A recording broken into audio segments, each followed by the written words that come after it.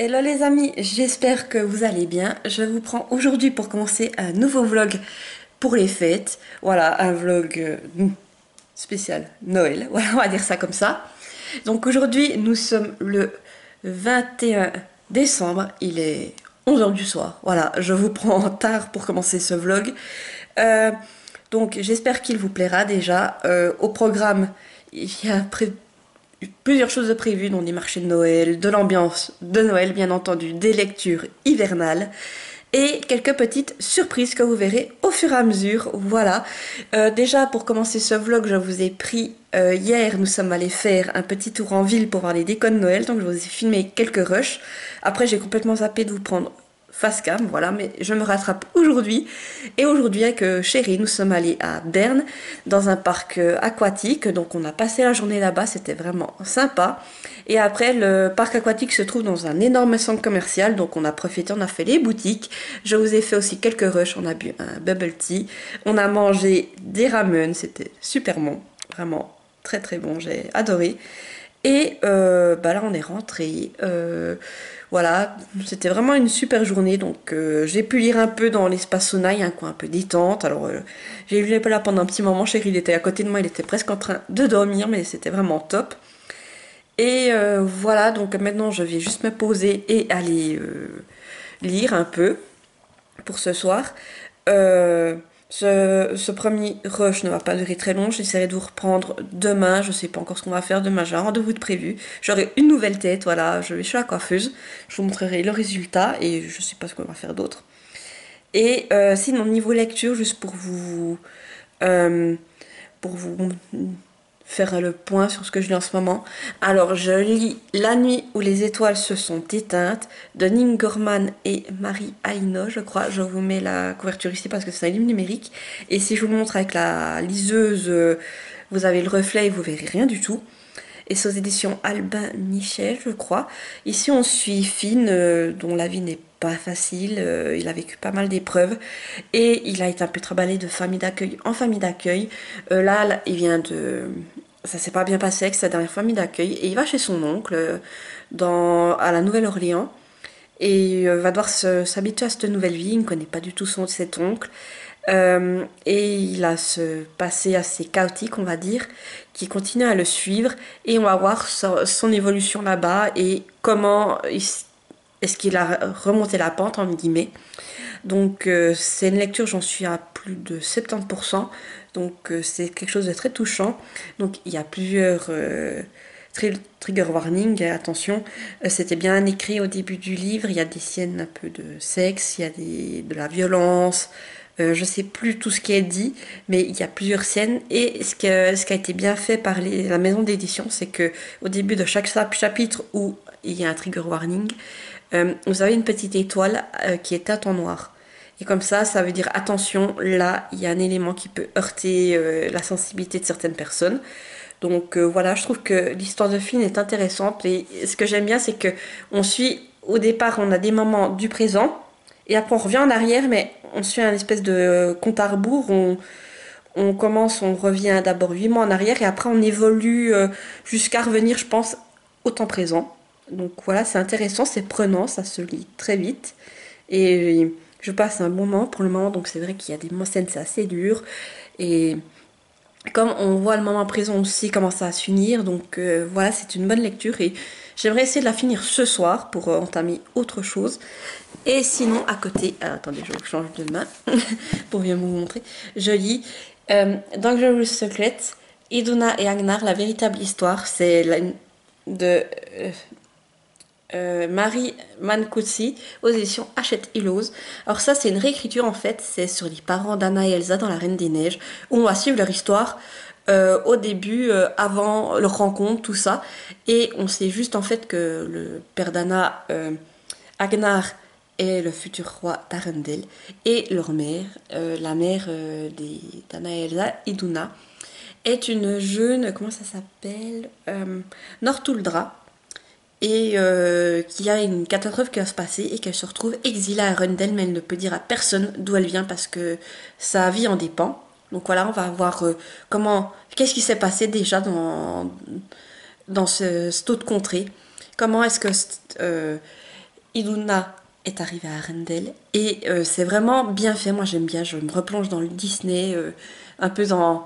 Je revois la Reine des Neiges 2, certaines répliques qu'Anna et Elsa disent par la suite et toutes ces choses-là, ça me plaît beaucoup. Je retrouve cette ambiance et c'est très touchant, je trouve, l'histoire entre ces deux protagonistes et je me régale pour le moment. Donc aussi une très bonne lecture hivernale. Voilà du coup pour ce début de vlog. Du coup comme je vous dis, j'espère que ça vous plaira et je vous dis à bientôt pour une nouvelle partie face cam. Et entre temps je vous mettrai d'autres rushs que je tournerai sur au fil des moments selon ce que je fais.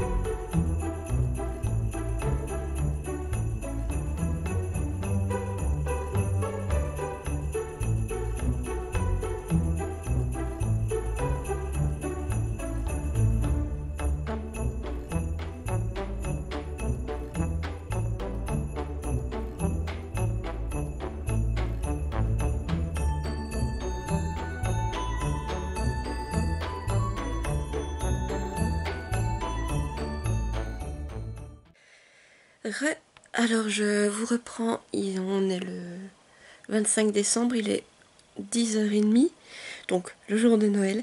Ces derniers temps j'ai pas pu trop vous reprendre mais je vous ai fait quelques rushs, notamment, j'étais chez la coiffeuse donc voilà, là, je vous ai pas filmé, mais après on a été au marché de Noël.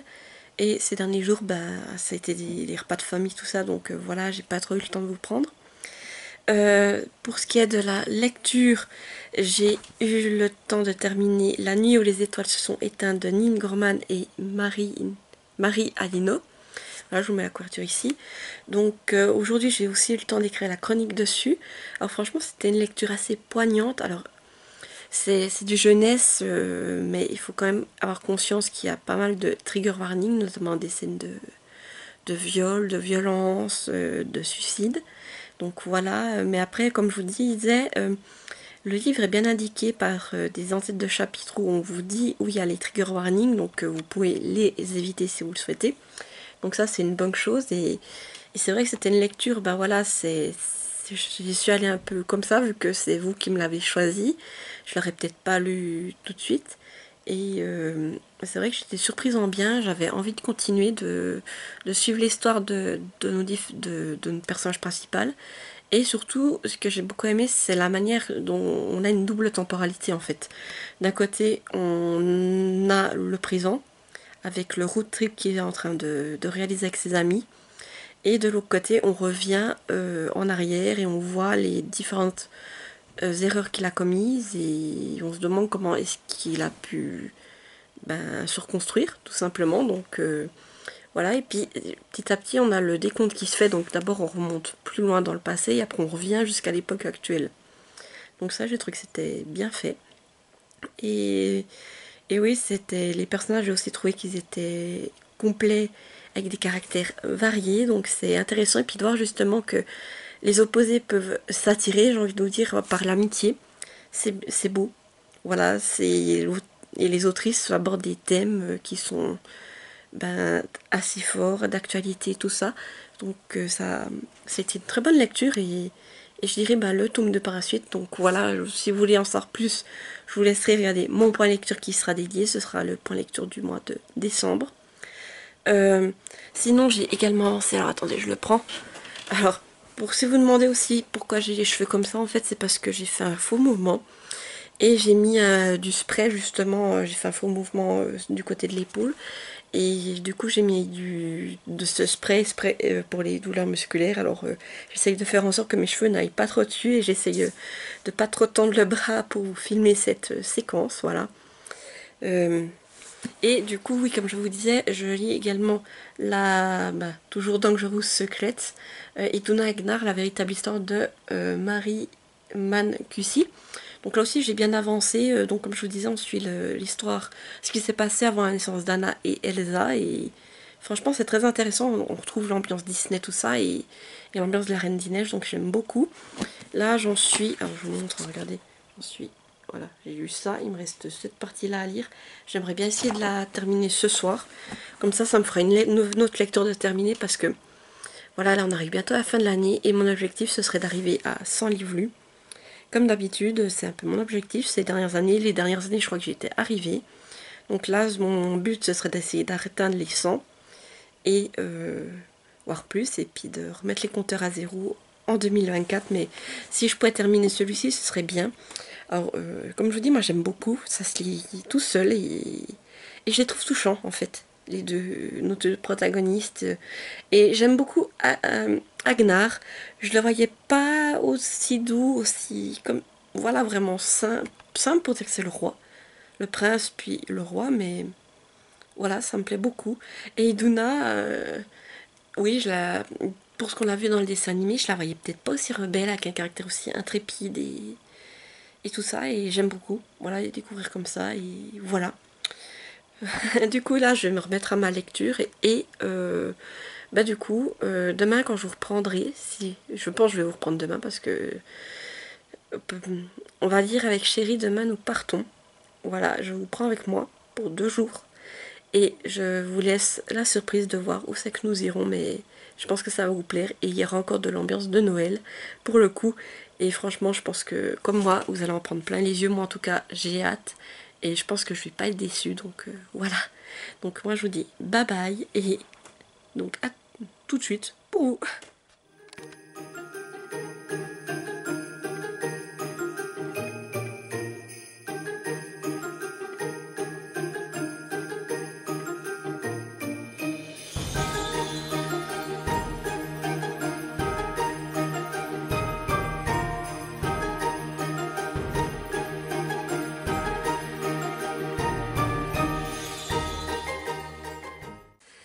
Alors, je vous reprends, vous avez pu le voir, j'ai un peu changé de décor.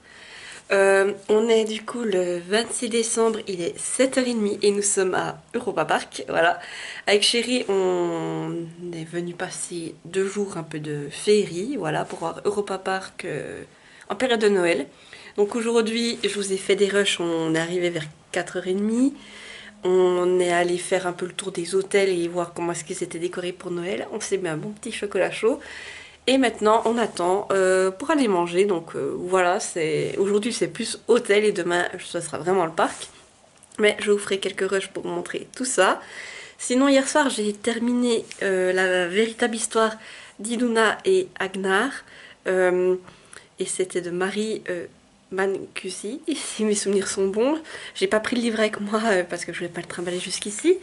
Mais en bref, du coup, c'était une histoire, bah, je vous spoilerai rien en vous disant qu'on sait comment elle se termine de toute façon. Et c'est vrai que c'est intéressant de découvrir bah, l'histoire d'amour entre les parents d'Anna et Elsa dans La Reine des Neiges, euh, les secrets qu'il y a pu y avoir entre eux, et surtout aussi on découvre la naissance d'Elsa et la découverte de ses pouvoirs, comment ça s'est passé, comment est-ce qu'ils l'ont élevée, etc. Et j'ai trouvé que c'était vraiment intéressant, c'était une lecture qui m'a beaucoup plu.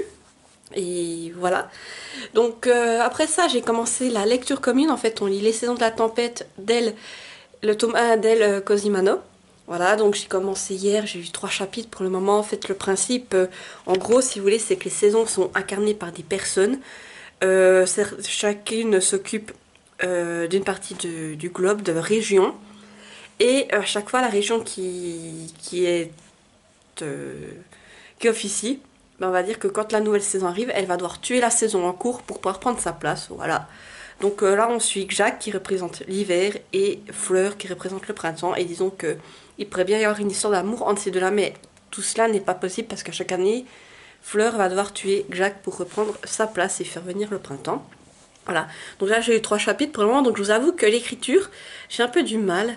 Alors je sais pas si c'est la traduction ou la plume, parce que je sais qu'avec De Saxus, des fois il peut y avoir des problèmes au niveau de la traduction, mais je trouve qu'il y a des choses qui sont pas assez expliquées, que je comprenais pas tout de suite. Voilà, donc on va voir par la suite, je vais continuer. Et sinon, j'ai aussi commencé hier soir, alors je veux que je reprenne celui-ci.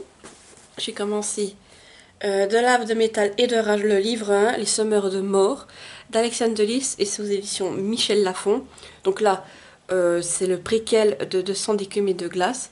Donc pareil, si vous voulez lire celui-ci, je pense que vous avez même temps d'abord de lire 200 d'écume et de glace, car c'est aussi précis au début que ça peut se lire indépendamment, mais il y aura du spoil. Alors voilà, si vous voulez lire le 200 d'écume et de glace, vous avez même temps d'abord découvrir celle-ci avant de prendre ce préquel. Bah là, je vais pas trop vous en dire parce que voilà, comme je vous dis, c'est un préquel. On va suivre Victor et les sirènes scandinaves. Voilà, pendant une guerre qui les oppose à d'autres types de sirènes. Et bah moi, pour le moment, j'ai pas lu grand chose. J'ai lu le prologue, ça fait ça, vous voyez. Donc, vous voyez, j'ai vraiment pas beaucoup lu. Je vais voir si j'ai le temps d'avancer pendant que je suis à Europa Park, mais non plus, mon objectif, c'est pas de lire. Hein. En étant ici, je pense que ces 2 jours, je vais pas beaucoup lire. Et encore hier soir, avant de partir à Europa Park, j'ai commencé. Noël avec toi, même pas en rêve, de Charlène Cobel. C'est en auto-édition. Donc là aussi, c'est une petite nouvelle de Noël. Là, j'en suis à... Là, j'ai quand même pas mal lu. J'en suis à... Je sais pas si vous voyez bien ça, vous voyez. Voilà. Alors là, on va suivre Amy, qui, il y a un an, elle s'est fait larguer. Et elle a eu du mal à se remettre de sa rupture. Elle pense avoir fait le tour, elle s'occupe de son petit café. Et un jour, qui c'est qui se pointe dans son café? C'est Derek, le mec qu'elle a aimé. Et disons que lui voudrait s'expliquer, mais elle n'a pas envie de le laisser rentrer dans sa vie. Et voilà. Donc là, je sais un peu, on sent très bien le enemies to lover, qu'il s'est passé quelque chose. Et on a le point de vue de nos 2 protagonistes. On ne sait pas pourquoi Derek, elle s'est mis en plan. Voilà, donc à découvrir. Mais j'aime bien la manière dont c'est écrit. Ça fait bien l'ambiance Noël avec ce petit café. Voilà. J'aime bien et j'ai envie de continuer. Voilà.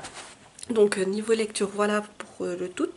Je vous ferai quelques rushs peut-être du restaurant c'est qu'on va. C'est la première fois qu'on va tester ce restaurant-là à Europa Park. Au niveau de l'hôtel, on est dans le Colosseum. Alors moi j'étais déjà allée dans le Colosseum, c'est la première fois pour Chéri. On a une petite chambre qui est sympathique, il y a tout ce qu'il faut. Et sinon, demain, ben, direction Europa Park. Et là, on va découvrir tout ce qui est période hiver. Donc c'est clair, il y a des attractions qui sont fermées. Mais il y a des nouveaux spectacles. Il y a d'autres attractions qui sont là juste pour l'hiver. Donc on va découvrir tout ça. Et je vous ferai des rushs. Donc moi, je vous dis à plus. Et puis pour vous, ben, à toutes.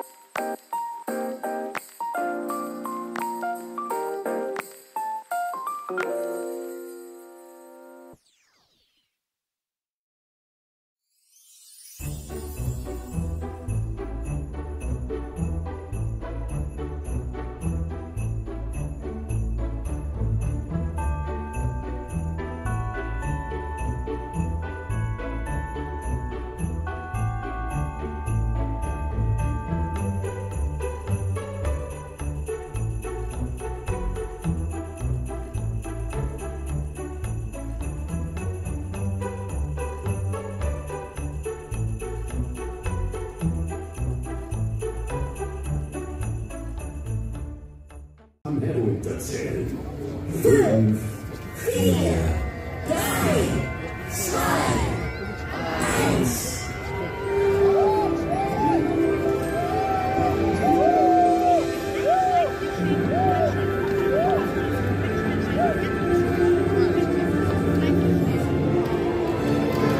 2, 1.